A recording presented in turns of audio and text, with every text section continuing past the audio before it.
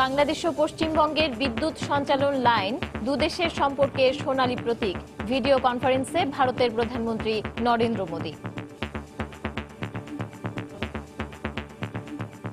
जब मन किया तो बात होनी चाहिए, जब चाहें विजिट होने चाहिए। इन सब विषयों पर हमें प्रोटोकॉल के बंधन में नहीं रहना चाहिए। বিদ্যুৎ আমদানি ও রেল সংযোগ প্রকল্প ঢাকা নয়াদিল্লি সম্পর্কের নতুন মাইলফলক বললেন শেখ হাসিনা।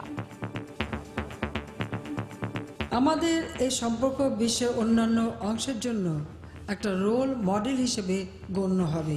আমরা দুই প্রতিবেশী দেশ একটা সুসম্পর্ক বজায় রেখেছি।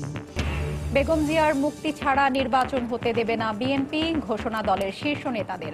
কারামুক্তির দাবিতে মানববন্ধন পরিণত হলো সমাবেশে। বেগম জিয়ার মামলা রাজনৈতিক নয়, তার মুক্তি আদালতের উপর নির্ভর করছে বললেন আওয়ামী লীগ নেতারা। হতাশায় পড়ে বিএনপি মিথ্যাচার করছে বলে মন্তব্য। পূর্বের চিকিৎসকদের পরামর্শ অনুযায়ী বেগম জিয়ার সুচিকিৎসার ব্যবস্থা করা হবে জানালেন স্বরাষ্ট্রমন্ত্রী। অক্টোবরের পর যে কোনো দিন তফসিল জানালেন ইসি সচিব। 25 সেপ্টেম্বরের মধ্যে মাঠ পর্যায়ে পৌঁছে যাবে ভোটার তালিকা।